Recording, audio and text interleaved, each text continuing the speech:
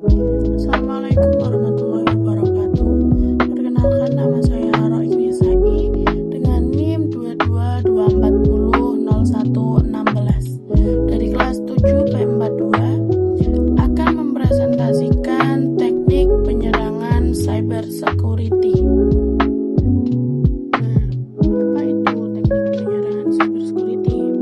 Teknik penyerangan cyber security yaitu metode dan strategi yang digunakan oleh peretas atau attacker untuk mendapatkan akses yang tidak sah, mencuri data, merusak sistem, atau bahkan melumpuhkan layanan yang ada di dunia digital dengan menggunakan proxy dan ASP web shell. Apa tujuan dari penyerangan cyber security tersebut? Tujuannya yaitu keuntungan finansial, spionase, hingga sabotase dengan memanfaatkan kerentanan pada sistem jaringan atau bahkan psikologi manusia. Kalau tadi ada proxy dan ASP web shell yang sering digunakan untuk menyembunyikan identitas atau lokasi penyerangan dan juga merupakan metode untuk mengeksekusi dari jarak jauh di server web, terdapat 5 teknik penyerangan cyber yang umum lainnya. Berikut penjelasannya. Nah, yang pertama yaitu serangan berbasis malware. Dalam penyerangan berbasis malware ini ada 4 jenis. Yang pertama yaitu ransomware, kemudian ada virus dan worms, lalu ada trojan atau kuda Troya, dan yang terakhir ada spyware. Nah, yang pertama ada ransomware.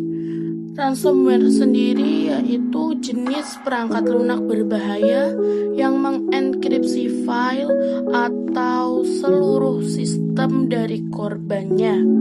Kemudian korban dituntut tebusan, yaitu biasanya berbentuk mata uang kripto.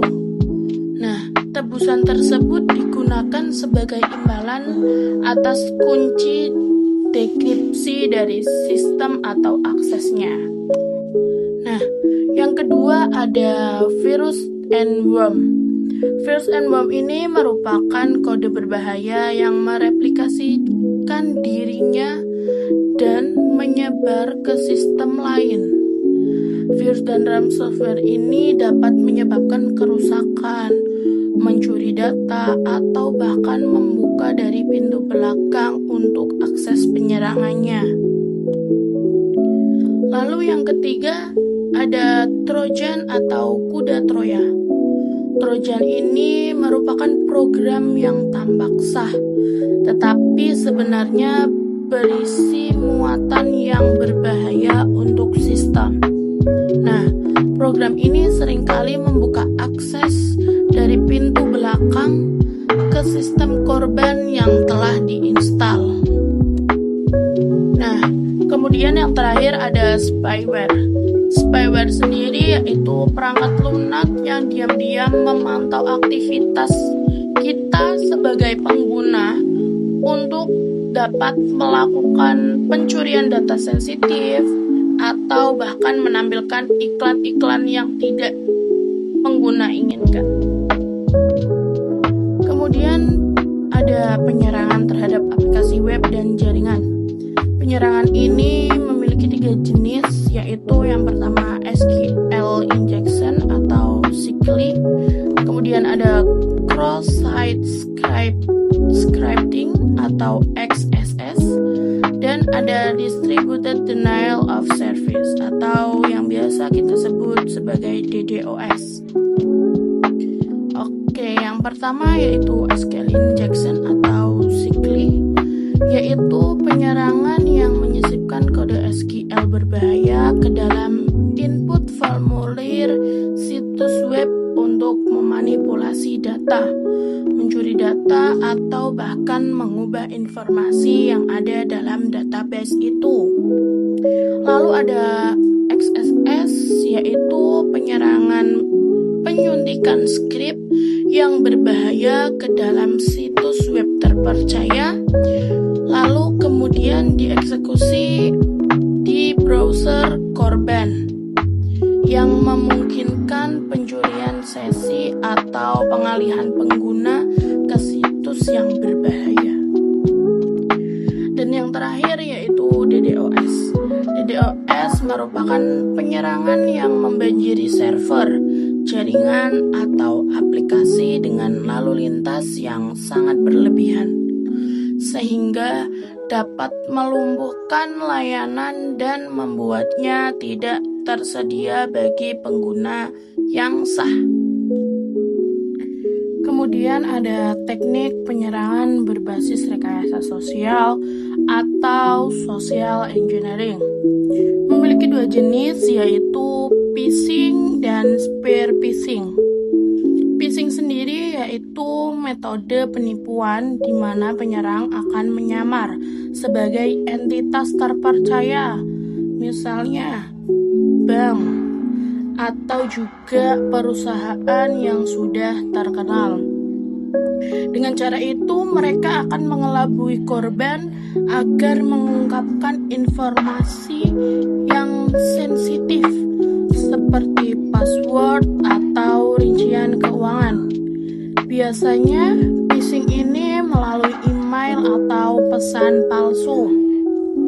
Lalu ada spear phishing. Spear phishing merupakan bentuk phishing yang lebih terfokuskan dan ditargetkan pada individu atau organisasi tertentu dengan informasi yang sudah dikumpulkan sebelumnya untuk meningkatkan kredibilitas penipuan. Lalu ada penyerangan teknik lanjutan.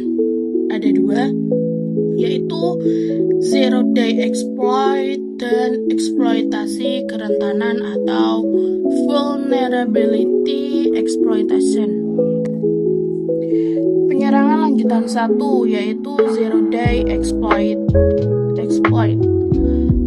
merupakan penyerangan mengeksploitasi kerentanan perangkat lunak atau sistem yang belum diketahui oleh vendor atau publik, sehingga belum ada patch keamanan yang tersedia. Kerentanan tidak diketahui yaitu kelemahan atau bug dalam perangkat lunak, misalnya sistem operasi, browser web, atau aplikasi yang populer yang belum diketahui oleh publik atau bahkan oleh perusahaan pembuat perangkat lunak itu sendiri. Serangan ini sangat berbahaya karena pertahanan tradisional seperti antivirus yang mengandalkan definisi ancaman yang diketahui tidak dapat menghentikannya.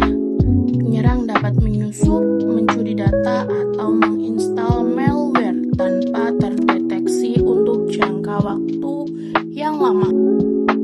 Oke, kemudian teknik lanjutan 2 yaitu eksploitasi kerentanan atau vulnerability exploitation, yaitu pemanfaatan kelemahan yang diketahui dalam perangkat lunak, sistem operasi atau konfigurasi jaringan untuk mendapatkan akses secara tidak sah atau menjalankan kode yang berbahaya. Meskipun ini bisa tumpang tindih dengan zero day yang tadi sudah kita bahas lebih awal, istilah ini lebih luas dan mencakup pemanfaatan kelemahan yang sudah diketahui oleh publik. Nah, kelemahan yang diketahui, para peneliti keamanan sering menemukan dan mempublikasikan kelemahan dalam perangkat lunak. Kemudian vendor akan merilis patch untuk memperbaikinya. Lalu penyerang memanfaatkan kelalaian yang berfokus pada sistem yang belum diperbarui. Penyerang menggunakan alat otomatis untuk memindai internet, mencari komputer yang memiliki kelemahan tertentu yang diketahui dan belum ditambal. Nah, serangan ini sering dilakukan secara massal. meskipun kelemahannya sudah tua atau ada perbaikannya.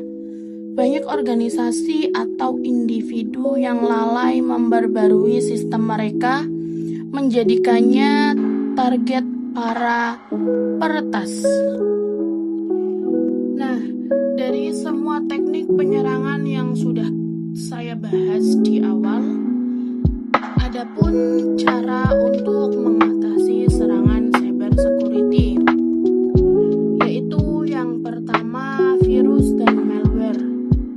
Virus dan malware dapat kita atasi dengan cara menginstal software antivirus.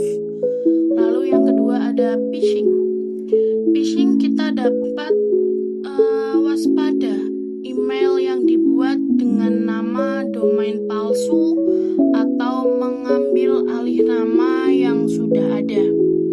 Lalu yang ketiga ada serangan DDoS. Kita dapat menggunakan layanan cloud untuk melindungi server dan mengalihkan traffic yang tidak kita inginkan. Lalu yang terakhir ada tidak memperbarui software, yaitu perbarui software secara teratur dan pastikan firewall Anda sudah ditingkatkan. Nah, yang terakhir ada yaitu pentingnya melindungi data. Yang pertama ada klasifikasi data, identifikasi, kategorisasi, dan perlindungan data berdasarkan tingkat kerahasiaannya.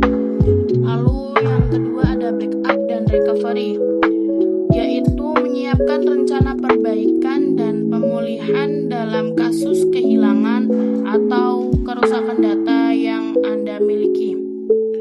Dan yang nomor 3 yaitu filter email. Filter email sendiri melakukan scan email dan filter berkas untuk melindungi dari email spam dan serangan